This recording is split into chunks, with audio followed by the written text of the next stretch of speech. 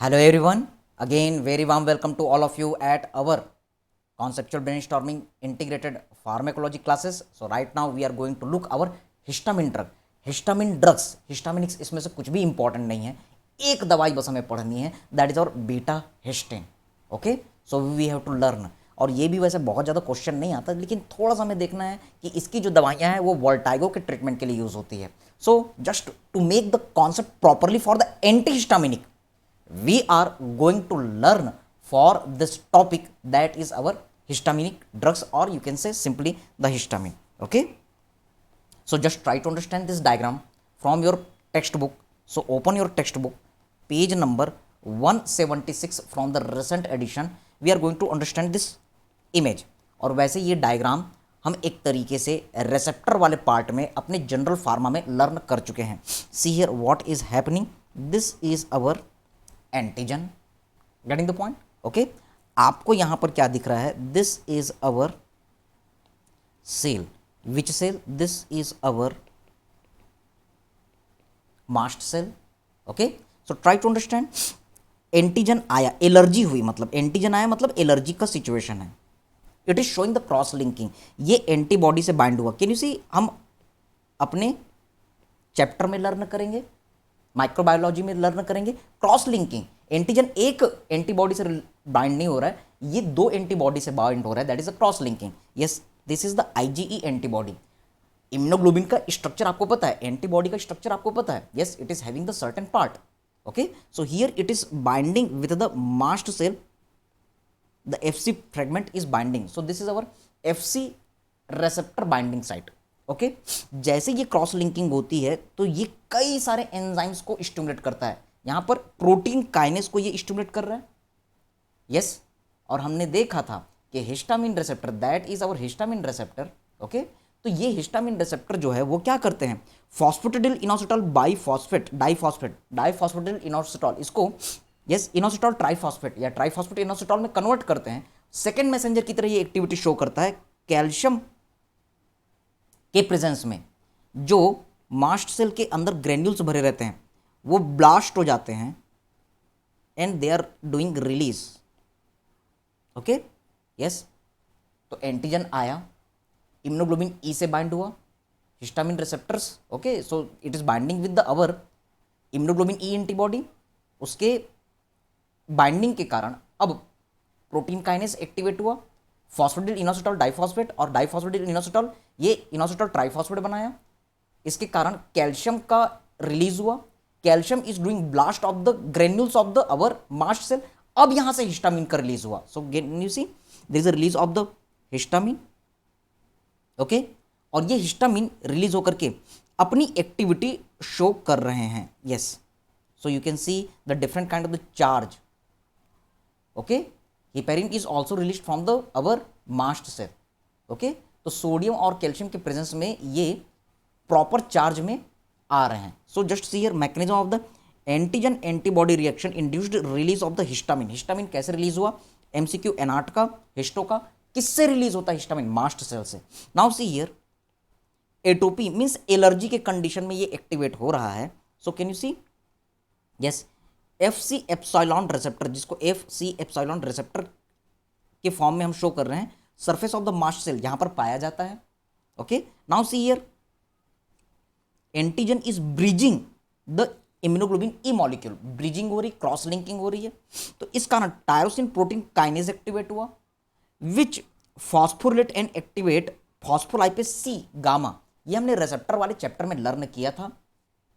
So there is the our phosphatidyl inositol biphosphate और diphosphate.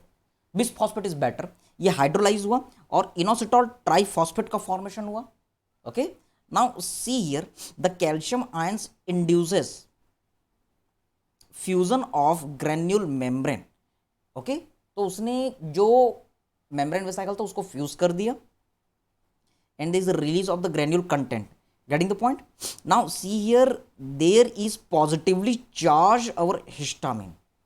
Okay, तो granule में क्या है, पॉजिटिव चार्ज हिस्टामिन जो है is held complex with the negative charge protein. तो ये नेगेटिव चार्ज प्रोटीन के साथ बाइंड रहते हैं, हिपेरिन के साथ ये बाइंड होते हैं.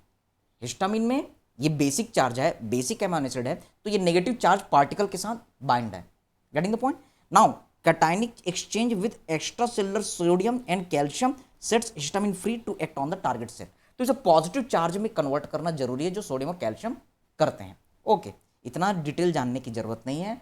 Yes, what you can remember, allergy हुई, क्रॉस लिंकिंग हुई, यहां पर इम्यूनोग्लोबिन एंटीबॉडी का इंपॉर्टेंट रोल है, सेकेंड मैसेंजर की एक्टिविटी हुई, phosphatidyl inositol diphosphate is converting to the inositol triphosphate, calcium को इसने एक्टिवेट किया और मास्ट सेल से हिस्टामिन का रिलीज हुआ। अब ये हिस्टामिन H1, H2, H3, 4 पर रिसेप्टर पर बाइंड करेगा और अपनी एक्टिविटी शो करेगा। Getting the point? So this is our point. Now in your textbook the different pharmacological action is given. I am telling you the same point in a easier points, in a easier way. Okay, so we are looking that if there is allergy or even you can say inflammation. Okay sir, so in that situation what is happening that antigen cross links immunoglobulin E where on surface of mast cells. Yes sir. So due to this all, what is happening, there is our yes tyrosine protein kinase. Yes, it is activated. Tyrosine protein kinase is getting activation. It is converting PIP2 into the PIP3. Phosphatidyl inositol biphosphate is converting into the phosphatidyl inositol triphosphate. Okay, now it is causing more calcium release, और जब भी calcium बढ़ता है तो याद रखेंगे ये degranulation करता है, causes degranulation of mast cells. Okay, तो यहां से आपके हिस्टामिन साथ में यस हिपैरिन और जो भी उसके कंटेंट है वो सारे रिलीज होते हैं। हिपैरिन नेगेटिव है, हिस्टामिन पॉजिटिव है, और इसके अलावा कुछ प्रोटीन भी रिलीज होते हैं, they are negative in nature. तो इस हिस्टामिन की एक्टिविटी अब हिस्टामिन रिसेप्टर पर होगी, और अगर हिस्टामिन पॉजिटिव चार्ज में नहीं तो उसको कन्वर्ट करने के लिए सोडियम और कैल्शियम की जरूरत पड़ सकती है। So it binds with histamine receptors. Okay sir, ये हिस्टामिन रिसेप्टर के साथ बाइंड होता है और H1, H2, H3, H4 इनसे बाइंड हुआ, H1, H2, H3, H4 इनके लिए एगोनिस्टिक एक्टिविटी शो करेगा।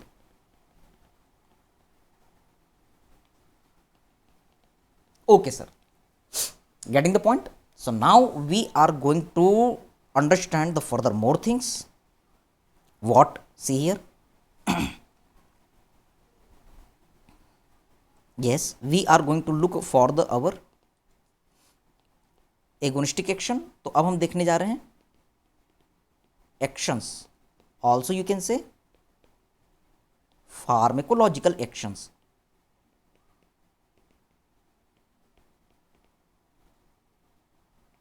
Of what? Pharmacological actions of histamine. Getting the point? तो कौन कौन से फार्मेकोलॉजिकल एक्शन है,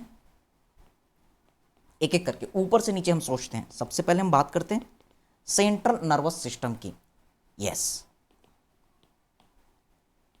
सो we are running through the with the textbook. क्या करेगा ये सेंट्रल नर्वस सिस्टम में? Histamine not cross, yes, does not cross blood brain barrier. तो हिस्टामिन जो है रिलीज तो हो गया लेकिन ब्लड ब्रेन बैरियर को क्रॉस नहीं कर सकता। Fine sir. but intra cerebro ventricular injection causes. अगर हमने ब्रेन के अंदर वेंट्रिकल के अंदर इंजेक्शन लगाया तो ये क्या करेगा, it causes stimulation of H1 and H2 receptor. तो ये H1 और H2 रिसेप्टर का स्टिमुलेशन करता है। So just see here, H1 receptor का अगर स्टिमुलेशन हुआ तो क्या होगा, हम पढ़ चुके हैं। H1 receptor smooth muscle contraction करता है, यस सर, और स्मूथ मसल का कॉन्ट्रैक्शन अगर हुआ तो वोमिटिंग होती है, फाइन सर। वोमिटिंग जब होती है तो इस कारण क्या होता है, yes there is our anti, इसलिए याद रखना है एंटी हिस्टामिनिक्स, यस। हिस्टामिन क्या है, वोमिटिंग करवा रहा है, इसलिए antihistaminics are also acting as antiemetic, yes. उल्टी की दवाई के फॉर्म में हम एंटी हिस्टामिनिक को यूज कर सकते हैं, क्योंकि हिस्टामिन वोमिटिंग करवा रहा है, इंटेस्टाइन के सेल्स को कॉन्ट्रैक्ट कर रहा है, स्टमक को कॉन्ट्रैक्ट और वोमिटिंग करवा रहा है। तो अगर हिस्टामिन रिसेप्टर ब्लॉकर देंगे, एंटी हिस्टामिनिक देंगे तो उल्टी रुक जाएगी। वी विल सी, आगे इंटीग्रेट करते हैं। यस, H2 रिसेप्टर ये क्या कर रहा है, yes it is increasing neurotransmitter in brain. Okay, तो H2 रिसेप्टर हिस्टामिन ब्रेन में न्यूरोट्रांसमीटर की तरह काम करता है। So what you can say, okay, इसीलिए अगर हम एंटी हिस्टामिनिक दिए, हिस्टामिन इंपॉर्टेंट नहीं है, एंटी हिस्टामिनिक इंपॉर्टेंट है, एंटी हिस्टामिनिक दिए तो ये न्यूरोट्रांसमीटर को कम करेंगे, तो ब्रेन जो है वो स्लीपिंग जैसी कंडीशन में जाएगा। जब न्यूरोट्रांसमीटर ज़्यादा है तो हम जाग रहे हैं, न्यूरोट्रांसमीटर कम हो गया तो नींद सी आ रही है। सो रिमेंबर, एंटी हिस्टामिनिक जब भी खाते हैं तो नींद आती है। So antihistaminics are sedatives. What are the sedatives, जो नींद लाते हैं, जो सेडेट करना मतलब नींद लाना। तो ये आपका बहुत इंपॉर्टेंट क्वेश्चन, याद रखें। हिस्टामिन इंपॉर्टेंट नहीं है, antihistaminics they are important. तो antihistaminic they are acting as a very good antiemetic drugs as well as sedative drugs. Okay sir, आगे बढ़ते हैं। See here, come to the next pharmacological action. Yes sir, second we are going to look for the our blood vessels. Yes, we are going to learn about the blood vessels. So try to understand what is happening. blood vessels में कहाँ कहाँ अलग अलग जगह अलग अलग activity. First face, तो face में ये क्या करता है, वेसोडायलेटेशन। फेस के ब्लड वेसल्स को ये क्या करेगा, डायलेट करेगा, और इसी कारण आपको क्या देखने के लिए मिलेगा, फ्लशिंग। तो अगर एंटी हिस्टामिनिक देंगे तो फ्लशिंग रुकेगी, फ्लशिंग मीन्स चेहरे का लाल होना। ओके, इसी तरीके से दूसरी चीज H1 रिसेप्टर के थ्रू ये क्या करता है, remember early and slow decrease BP. तो हिस्टामिन H1 रिसेप्टर पर बाइंड होता है और वेसोडायलेटेशन करता है, वेसोडायलेटेशन करके बीपी लो करता है। सो रिमेंबर, हिस्टामिन जो है एलर्जी के कंडीशन में, एटोपी में, yes it causes decrease in the BP. Fine, आगे H2 रिसेप्टर, तो इस पर ये काम करता है और yes there is our delayed and low BP. Okay, so this is persistent and decrease BP। Okay, तो आपको बीपी कम मिलेगा, बाद में जो लो बीपी मिलता है वो H2 रिसेप्टर एक्टिविटी के कारण, शुरू में जो बीपी आपको कम मिलता है वो H1 रिसेप्टर की एक्टिविटी के कारण होता है। नाउ सी हियर, नेक्स्ट वेसोडायलेटेशन ये करता है कहाँ, सी हियर क्रेनियल वेसल्स में। So another important point, cranial vessels. So in the cranial vessels the histamine is binding the receptor and causing vasodilatation. So again there is a vasodilatation. Dilatation. याद रखेंगे histamine का action अलग अलग जगह अलग अलग, कहीं कॉन्स्ट्रिक्शन करेगा कहीं डायलेटेशन करेगा। Okay, so remember the site also. तो इसने क्या किया, वेसो dilatation.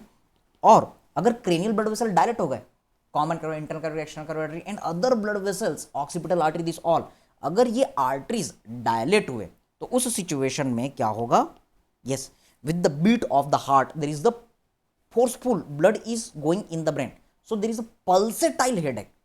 So according to the flow of the blood, patient will give the complaint of the pulsatile headache. So there is our pulsatile headache. Okay, pulsatile headache इसे ही हम migraine कह सकते हैं। Headache अलग अलग टाइप के कई सारी चीजें होती है, और आज ही एक बहुत ही फनी सा हमने देखा। Okay, frontal headache, occipital headache, half में हो रहा है तो माइग्रेन, और अगर फुल हेडेक हो रहा है तो उसकी डायग्नोसिस है राधे। ओके, एक बहुत ही फनी सा आज हमने कहीं पर एक बढ़िया सा मेम्स देखा, तो हम पढ़ेंगे अगर मान लो पल्सेटाइल हेडेक हो रहा है और हाफ ऑफ द पार्ट में हो रहा है तो इसे हम क्या कह रहे हैं, माइग्रेन। तो हर हेडेक माइग्रेन नहीं है, लेकिन जस्ट एक लिंक करने के लिए, इसीलिए माइग्रेन का जब ट्रीटमेंट करना है, try to understand, histamine migraine कर सकता है तो एंटी हिस्टामिनिक माइग्रेन के ट्रीटमेंट में यूज किया जा सकता है। Okay, so remember this is integration. So anti histaminics can be used for our migraine treatment. Getting the point? Now see here other points.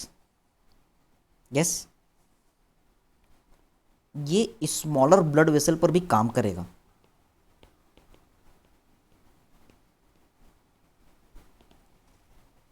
Okay, yes sir,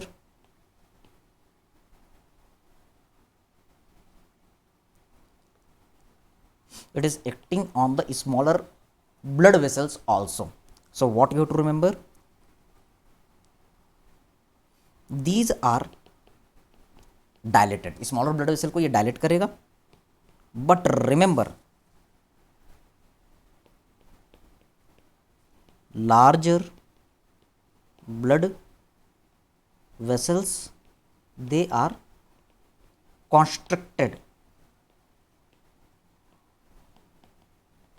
तो अलग अलग जगह में इसकी एक्टिविटी अलग अलग देखी गई है। Okay, now see here next, intradermal injection. अगर हमने इंट्राडर्मल आईडी इंजेक्शन दिया तो क्या होगा, in that situation triple response, do remember of Lewis. तो ये आपका बहुत पुराना एमसीक्यू है। Triple response of Lewis is shown by histamine. बेटा याद रखेंगे, ये फार्मा का क्वेश्चन नहीं है, ये पैथो का क्वेश्चन है। Okay, by histamine. और ये हमने इन्फ्लामेशन वाले चैप्टर में देखा हुआ था। Yes, this is our wheal and flare reaction. Okay, इसका क्लासिकल सा example, yes you can see this all. कभी भी कट इंजरी होती है तो रेड लाइन बनता है, फिर हाइपरेमिया होता है, फिर फ्लेयर डेवलप होते हैं। So this all is our yes wheal and flare reaction.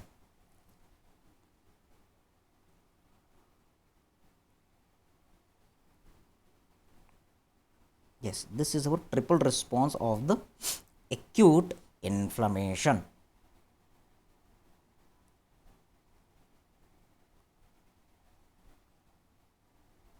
Can you see the triple response of the acute inflammation? So you can observe behavior of the blood vessel in the damaged tissue. Flush. Okay? तो सबसे पहले क्या होता है, red spot बनते हैं। आपने देखा यहाँ पर आपने स्क्रैच किया, लाल कलर की लाइन खींच गई, this is the red line. क्यों, कैपिलरी डायलेटेशन। फ्लेयर, अब उसके चारों ओर आर्टेरियल डायलेटेशन होते हैं तो इसके कारण आपको फ्लेयर दिखता है। और फिर बाद में फ्लूइड लीकेज होता है कैपिलरी से और टिश्यू की स्वेलिंग होती है। So these are the our three things. Okay, this is our red line, redness is seen, then this is our flare reaction, और फिर ईडिमेटस स्वेलिंग होती है, फ्लूइड लीकेज होता है, that is our wheal reaction. Okay, so this particular point is our wheel and flare reaction. Okay, now see here,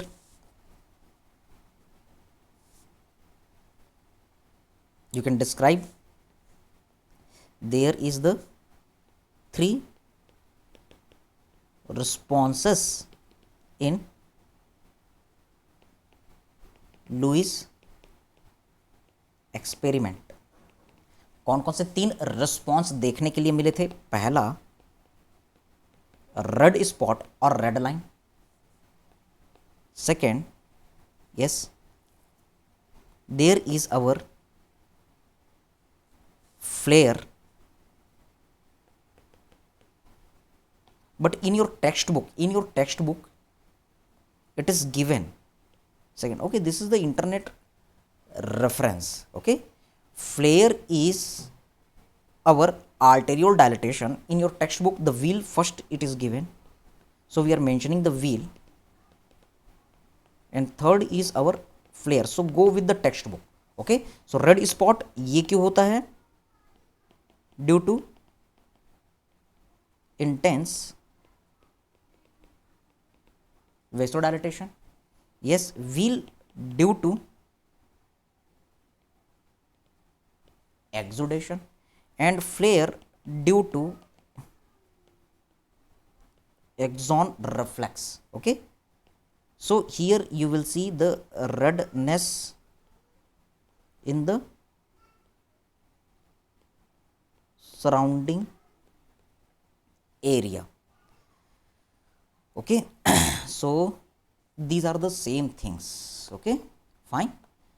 So these are the points.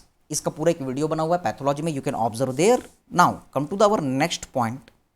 Yes, हमने blood vessel system पर देखा. Now histamine हमारे respiratory system पर क्या करेगा? So now we are looking our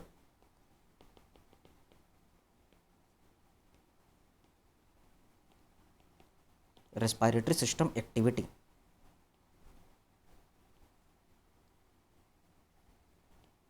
Okay, so you can observe there is our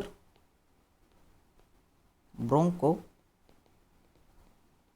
constriction. ये bronchus को constrict कर देता है और इस तरीके से ये कफ प्रोड्यूस करता है. इसीलिए अब कॉमन सेंस लगाइए. So anti histaminics can be used for cough treatment. Definitely हमने रेस्पिरेटरी सिस्टम में देखा था promethazine, क्लोरफेनेरामिन, डेक्सोमेथॉर्फेन, this all are our very good antihistaminic जो कफ की दवाइयां के लिए यूज होता है. फिर से हम यहां इस चैप्टर में लर्न करेंगे. Now try to understand. अगली heading. Yes sir.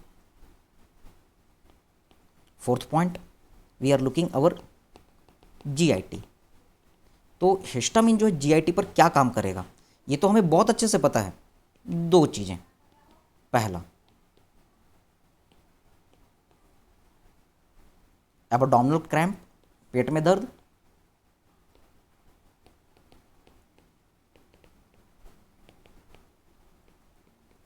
Fine sir.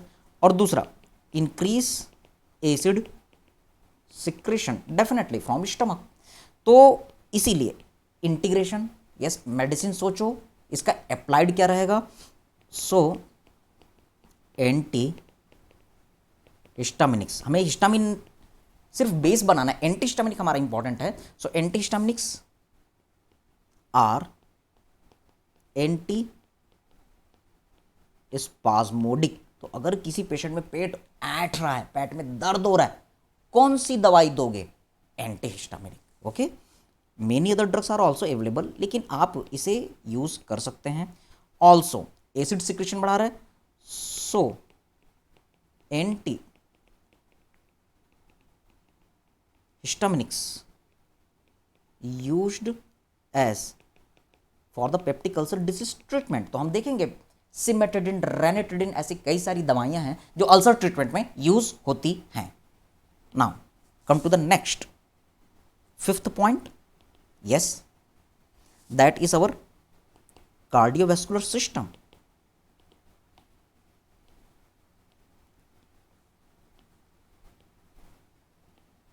Okay, तो कार्डियोवास्कुलर सिस्टम में मेनली हमने देखा था H2 रिसेप्टर होते हैं. So with the H2 receptor it will show, yes, positive dromotropic action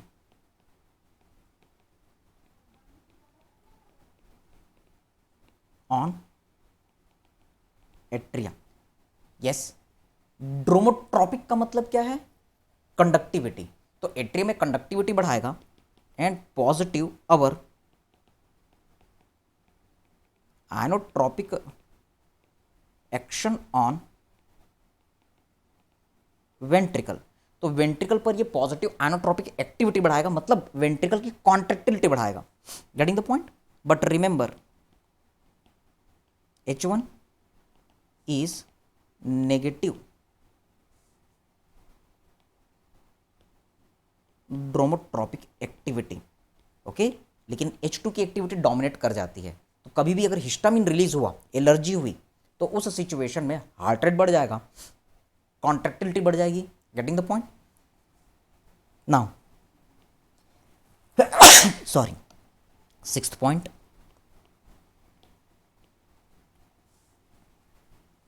we are going to look the activity on the our sensory nerve endings. So we are going to look for the our sensory nerve endings. Yes, so histamine is doing stimulation of the sensory nerve endings. Yes sir, इसलिए ये क्या करेगा, नॉस stimulate हो गए तो इसलिए खुजली होगी. So there is itching. Histamine क्या करता है? ईचिंग करता है. So what you to remember, so antihistaminics they are, yes, itching is also known as the pruritus. खुजली को हम प्रूराइटस कहते हैं. So antihistaminics they are used as anti pruritus. यानी अगर कोई खुजली का पेशेंट आ रहा है, नहीं समझ में आ रहा है, तो सिट्रीजिन दे दो, एंटी हिस्टामिनिक दे दो. गड़बड़ क्या होती? नींद आती है पेशेंट को, क्योंकि सेडेशन प्रोड्यूस करता है. Fine. Now try to understand the more thing. Seventh point, okay, action on the our adrenal medulla and our autonomic ganglion.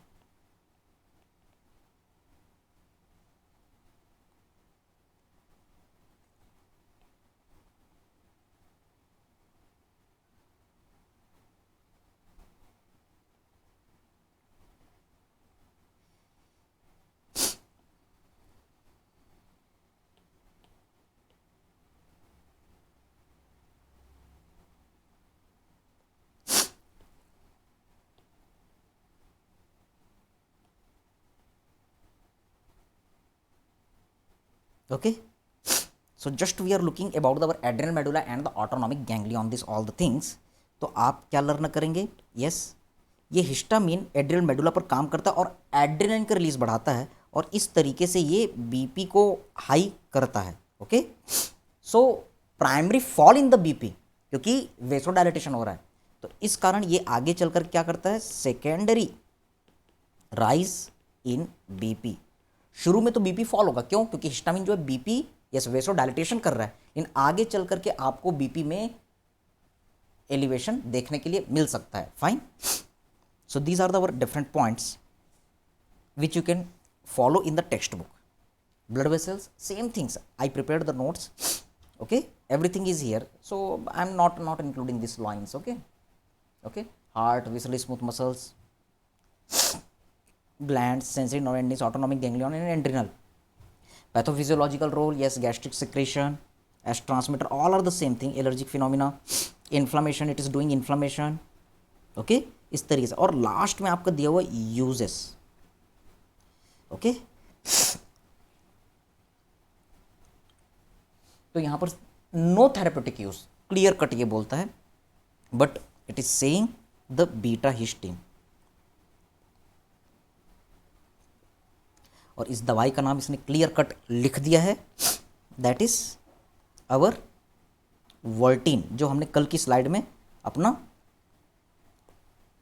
Background रखा था। ओके, सो यूजेस, हिस्टामिन का क्या यूज है? So you can see there is the no therapeutic use first, yes, in the past, second point, in past it was used to test acid secretion capacity of the stomach। आपको याद है basal acid output BAO, okay, maximum acid output MAO, BAO माओ, ऐसा हम physiology में देखते थे। इसके अलावा ब्रोंकियल हाइपर रिएक्टिविटी, ये सारी चीज़ों को ये कह रहा है। ओके, फियोक्रोमोसाइटोमा की डायग्नोसिस में इसे हेल्प करते यूज़ करते थे। Fine, this all are not useful, this is important, ये आपको याद रखना है। पूरे हिस्टामिन चैप्टर अभी तक आप जो भी पढ़े हो एग्जाम में बेटा बीटा हिस्टीन, या आपके वाइवा में या शॉर्ट नोट्स 2 नंबर का क्वेश्चन आएगा, and this is our Vertin. So in our previous class, do you remember this? oh this is the our cetirizine. I am going to show you the Vertin. okay, I'm showing you the वर्टीन.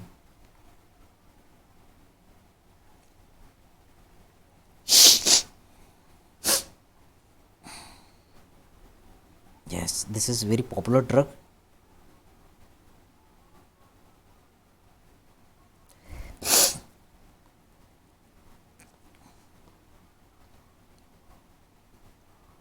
वर्टीन, okay, नाम से ही लग रहा है इसको हम किसके treatment में देंगे? वर्टाइगो ट्रीटमेंट में देंगे। Fine, yes, so we are looking the uses of histamine. Histamine के क्या क्या यूज हैं? First point, no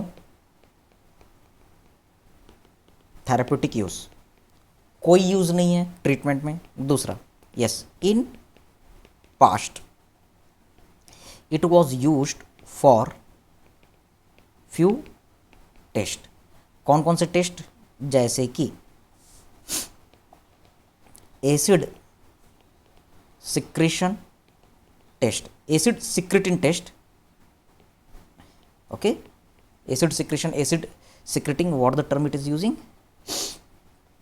yes, acid secretion, acid secreting test. Okay, second, do you remember it was used for the our bronchial hyper reaction in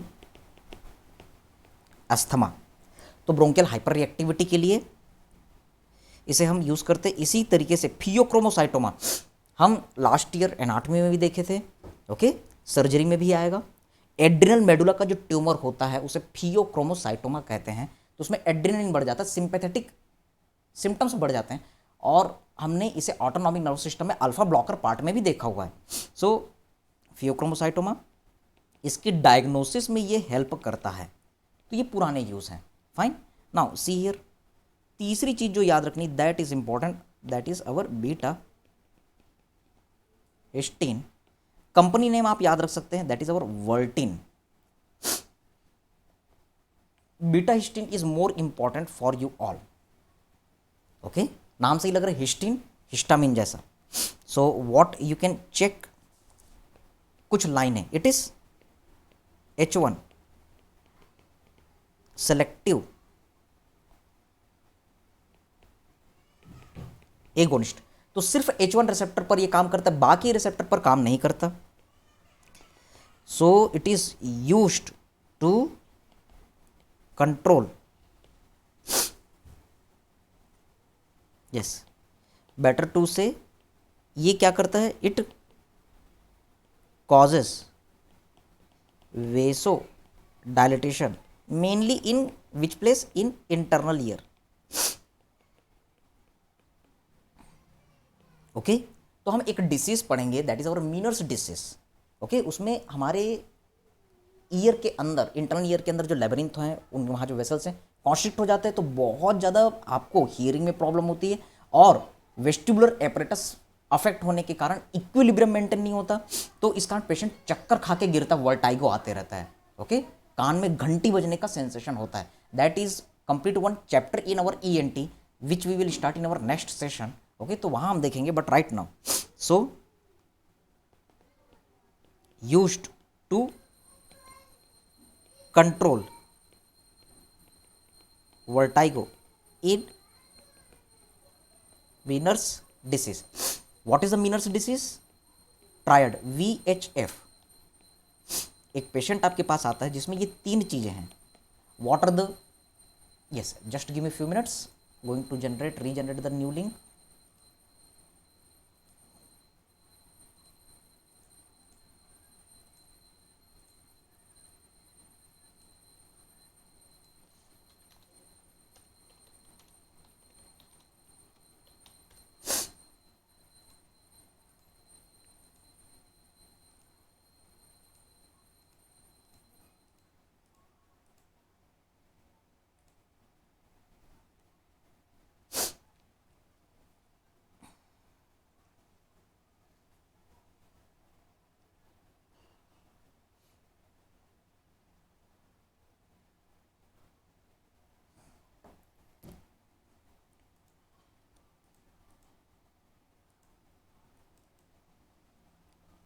So what is this Meniere's disease?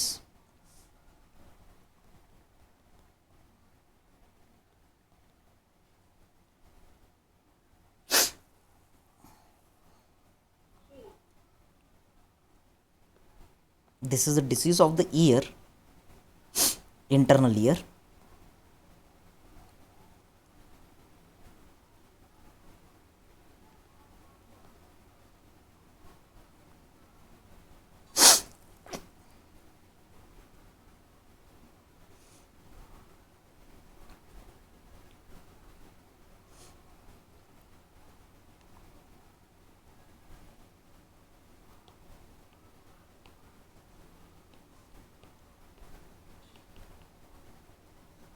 This is Meniere's disease.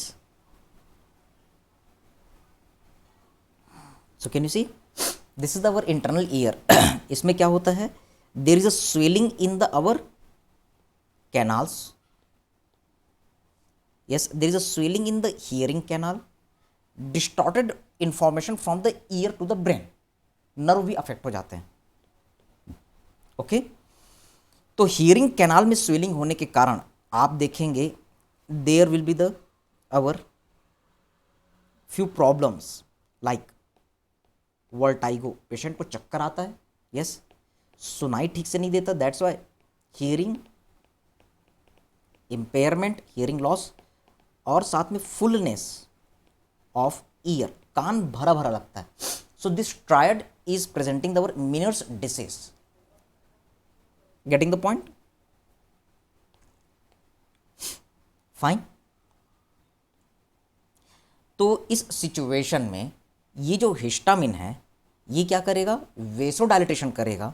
Vessels dilate होने के कारण यहाँ पर जो fullness जो है fluid का वो डिक्रीज होता है और पेशेंट को सिम्टोमेटिक रिलीफ मिलता है। Okay, that's why you can use this drug.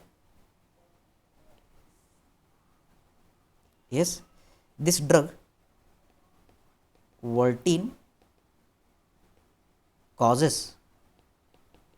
relief. Okay, so these are our points.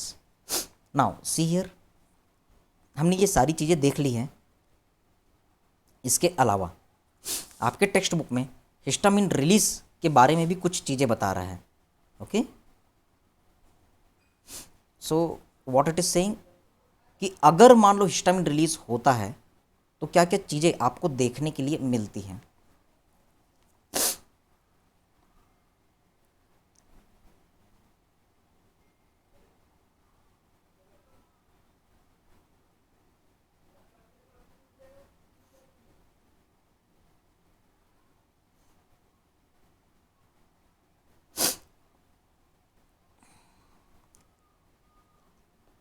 Yes, see here, histamine release के कारण कई सारे मैकेनिकल, केमिकल और इम्यूनोलॉजिकल स्टिमुलेशन मिलते हैं। ओके, और इस कारण मास्ट सेल से हिस्टामिन का रिलीज होता है। आपको क्या क्या देखने के लिए मिलेगा? टिश्यू डैमेज, ओके, जैसे कि trauma, stings, yes sting bite, जब कुछ कीड़े काट देते हैं, जैसे मैंने आपको बताया था लोकल लैंग्वेज में हम दतैया कहते हैं, मधुमक्खी, उनके काटने के कारण वेनम्स में, ऐसे सिचुएशन में यस हिस्टामिन रिलीज होता है और वो टिश्यू डैमेज करता है। इसी तरीके से आप देख रहे हैं एंटीजन, ओके, यस हिस्टामिन रिलीजर, मतलब हिस्टामिन कौन कौन रिलीज करता है, तो टिश्यू डैमेज में हिस्टामिन रिलीज होता है। एंटीजन जब कोई आता है तो हिस्टामिन रिलीज होता है। कुछ पॉलीमर्स जैसे कि डेस्ट्रॉन या पीवीपी, ये सारी चीज़ें आती तब। कुछ बेसिक ड्रग हैं, ट्यूबोक्यूरेनियम, मॉर्फिन, एट्रोपिन, तो ये सारी चीज़ें जब इंजेक्ट होती तब हिस्टामिन रिलीज होता है। फाइन। कुछ सरफेस एंटीजन है, ओके, तो ये सारी चीज़ें सी हियर। कुछ एजेंट्स हैं जैसे ट्विन 80, कंपाउंड 48/80, ये कुछ केमिकल्स हैं। ये सारी चीज़ें क्या करती हैं? These are releasing the histamine from the mast cell, इसलिए इसको हम हिस्टामिन लिबरेटर कहते हैं। एंटीजन है ये। Now see here, they produces an anaphylactoid reaction, मतलब एनाफाइलेक्सिस की तरह रिएक्शन देते हैं। आपने माइक्रोबायोलॉजी में पढ़ा होगा, we will see in our microbiology portion, in case of the anaphylaxis, severe allergy, sudden and severe allergy, itching, burning sensation, flushing, urticaria, angioedema, this all the things are precipitating, और patient में BP fall होता है, tachycardia होता है, और allergic symptoms precipitate हो सकते हैं। Okay, so these are the just few points, not important. एक चीज आपको एग्जाम के लिए पढ़नी है, that is a betahistine, very short note. और एंटीहिस्टामिनिक को समझने के लिए आपको ये हिस्टामिन चैप्टर को लर्न करना पड़ेगा। So in the next class we will prepare about our H1 antagonist. Okay, so thank you very much. Now we are starting our live doubt discussion session. Thank you.